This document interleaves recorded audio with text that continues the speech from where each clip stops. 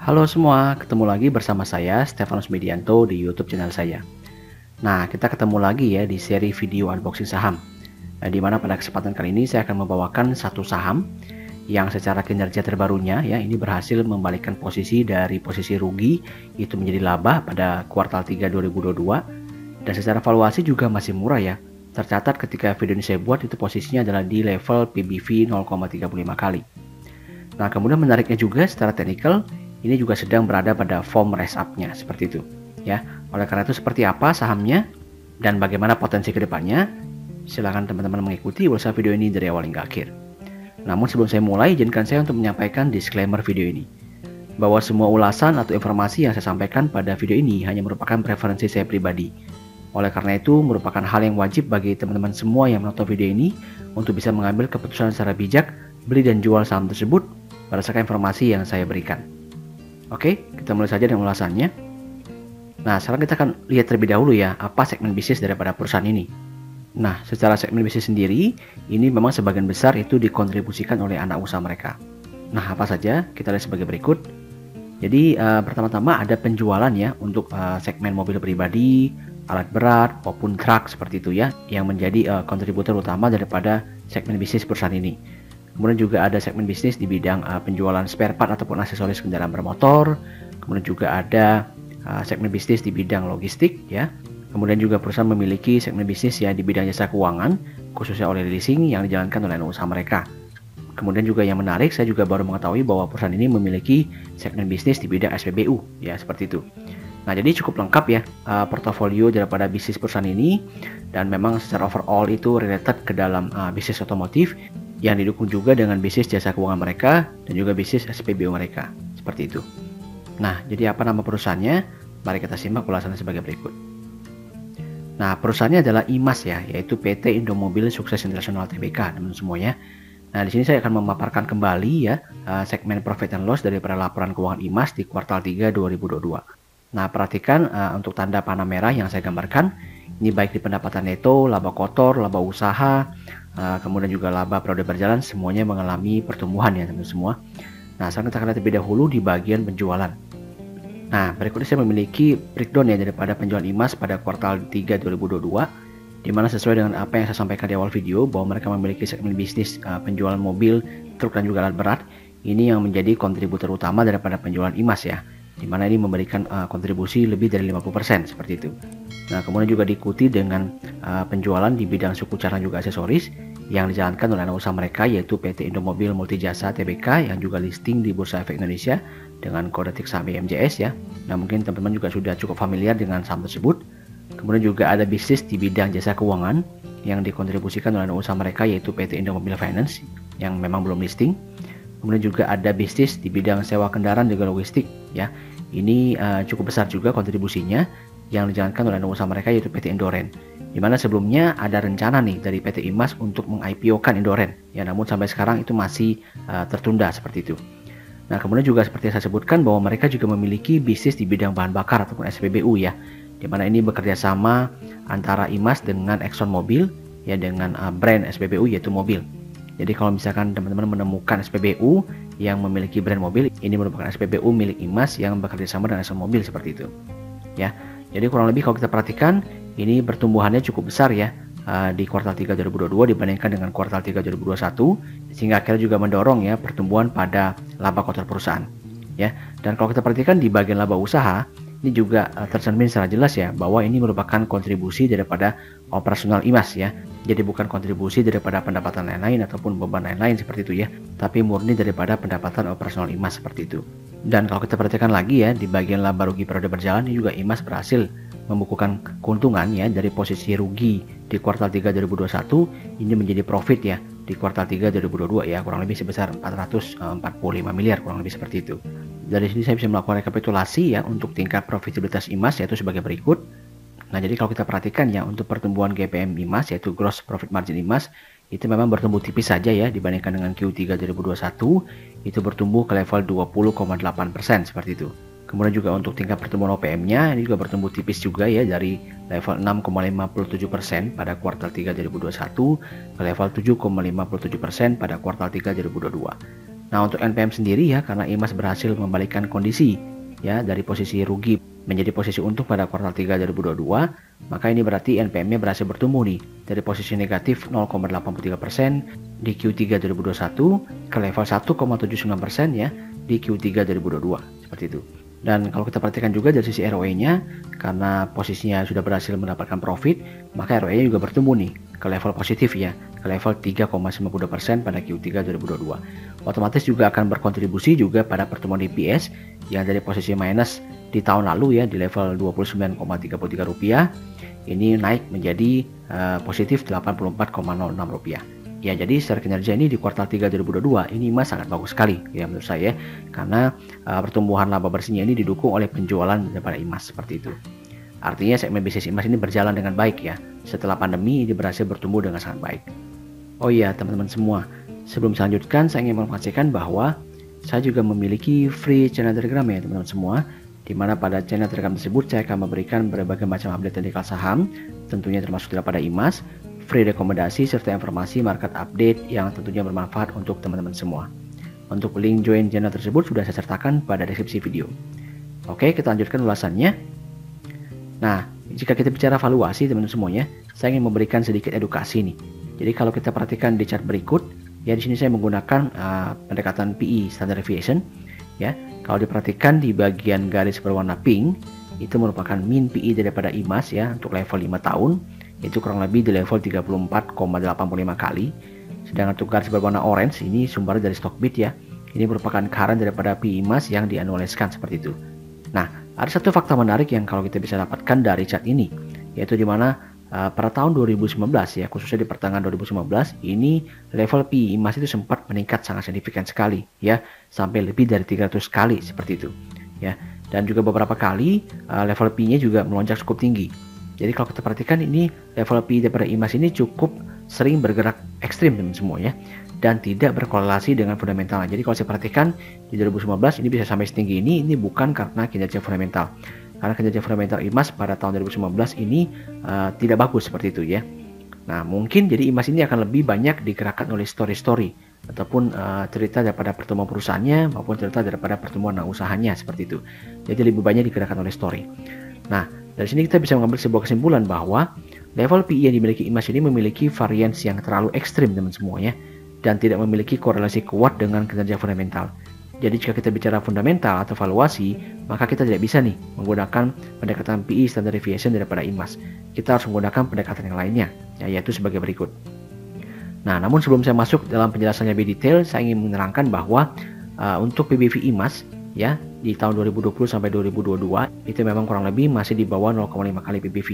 Oleh karena itu saya menambahkan data kembali ya untuk historical PBV daripada IMAS pada tahun 2019 sampai dengan 2018 seperti itu. Jadi saya mundurkan 2 tahun ke belakang. Maka kita bisa peroleh gambaran yang lebih luas ya untuk range historical daripada PBV IMAS seperti itu. Nah, kalau kita perhatikan di bagian PBV IMAS pada tahun 2018 sampai dengan 2019, ini rentangnya ya berkisar antara rata-rata itu 0,5 sampai 0,8 kali. Jadi sempat mengalami puncak tertingginya di level 0,81 kali itu di Q1 2019 seperti itu ya. Dan secara rata-rata kalau kita lihat historicalnya ini bergerak di antara range 0,5 kali seperti itu. Nah, jadi di sini kita bisa mengambil sebuah kesimpulan bahwa untuk historical PBV daripada IMAS itu selama 5 tahun terakhir itu tertingginya ya berada di kisaran level 0,5 kali sampai dengan 0,8 kali. Nah, dari sini kita bisa mengambil sebuah estimasi valuasi harga IMAS yaitu sebagai berikut.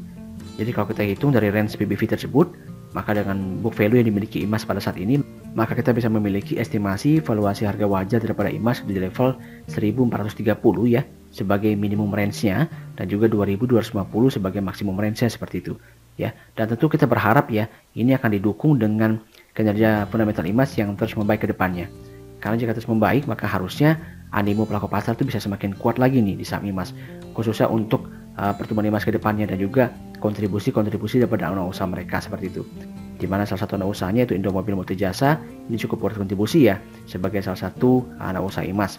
Dan juga untuk segmen bisnis sewa kendaraan juga logistik juga berhasil bertumbuh signifikan ya yang dikontribusikan oleh Indoren yang merupakan anak usaha daripada IMJS seperti itu. Nah, jadi kalau story ini terus berlanjut, maka saya cukup yakin sih bahwa IMAS ini bisa naik ya ke level rentang daripada estimasi valuasi harga wajar yang kita sampaikan itu mungkin bisa di antara minnya nih, antara 1430 sampai 2250 ya, mungkin bisa di sekitar 1800 sampai dengan 1900 seperti itu. Dan tentu dengan target price seperti itu, upside-nya juga sudah cukup tinggi ya, karena emas saat ini ketika video ini saya buat itu masih berada di rentang seribuan seperti itu. Nah, sebagai penutup video, seperti biasa akan saya sampaikan ulasan teknikal daripada emas ya, untuk melihat potensi pergerakan harga saham ini ke depannya. Berikut merupakan chart daripada emas ya, dimana pada video kali ini saya akan memaparkan potensi teknikal daripada emas ke depannya ini secara langsung ya, melalui chart daripada saham tersebut. Nah, teman-teman, kenapa kita katakan bahwa chart emas ini memiliki potensi yang menarik seperti itu ya? Nah, penjelasannya adalah sebagai berikut ya. Kalau kita perhatikan teman-teman semuanya, saya coba zoom out terlebih dahulu ya. Saya panjangkan ini chartnya, saya zoom out supaya terlihat lebih jelas rentang waktunya. Kita bisa perhatikan di sini bahwa pada tahun 2020 ya, khususnya di ujung 2020, ini harga saham emas sempat naik sangat tinggi ya. Nah, kurang lebih dia pernah naik hampir ke level 1700 ya, hampir mendekati level tersebut seperti itu. Dimana kalau kita perhatikan sendiri ini kinerja emas pada tahun 2020 itu sangat buruk ya teman-teman semua ya. emas mencatatkan kerugian yang cukup besar karena menurunnya penjualan perusahaan seperti itu. Ya, namun harga saham ini juga sempat melambung tinggi. Nah, ini makanya saya bilang tadi, emas ini kebanyakan bergerak bukan berdasarkan kinerja fundamentalnya, ya, namun berdasarkan story-story yang mungkin digerakkan oleh pelaku pasar. Jadi memang kita berharap bahwa kinerja fundamental ini bisa menjadi story untuk menggerakkan harga saham emas untuk lebih prudent ya. Karena kalau kita lihat historicalnya, setiap kali emas itu bergerak naik secara signifikan tanpa didukung oleh kinerja fundamental, maka sahamnya juga cukup cepat ya mengalami pembalikan arah ya, kembali mengalami drop yang cukup dalam seperti itu. Sehingga kita bisa memiliki harapan bahwa di kondisi Q4 2022 saat ini itu pergerakan harga saham emas itu bisa lebih prudent ya, karena sudah didukung oleh kinerja fundamentalnya. Nah, sekarang kalau kita coba tarik sebuah garis teman-teman semuanya, sebuah garis trend line ini dari Desember 2020 itu saya tarik ya sampai dengan level harga saat ini terlihat teman-teman semuanya bahwa emas posisinya saat ini sudah keluar nih, berhasil keluar daripada resistance line majornya. Nah, kenapa saya katakan major teman semuanya? Karena ini merupakan sebuah resistance line yang cukup panjang ya. Jadi dari Desember 2020 sampai dengan November ya posisi sekarang ya, berarti sudah hampir 1 tahun.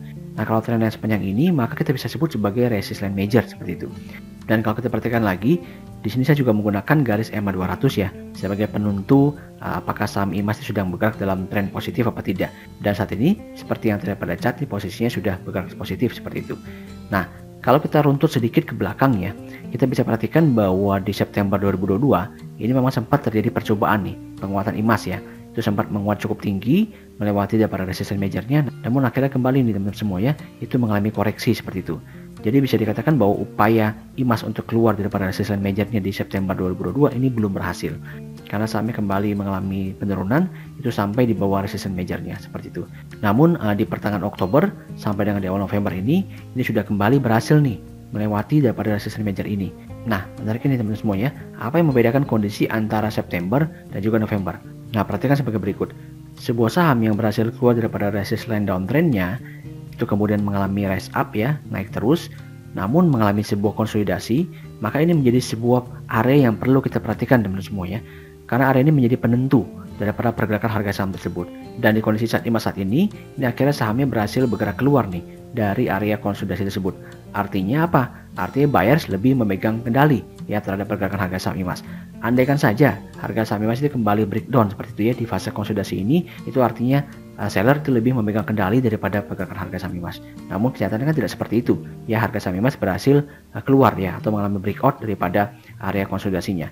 Oleh karena itu, kita bisa memiliki view bahwa saham ini berpotensi nih untuk kembali bergerak naik ya, dimana setiap konsolidasinya ini hanya merupakan sebuah fase istirahat ya bagi emas ya, bagi seller-seller kecil untuk take profit di saham emas, sementara big playernya sebagai buyer daripada emas ya terus melakukan akumulasi ya ketika emas mengalami distribusi minor seperti itu.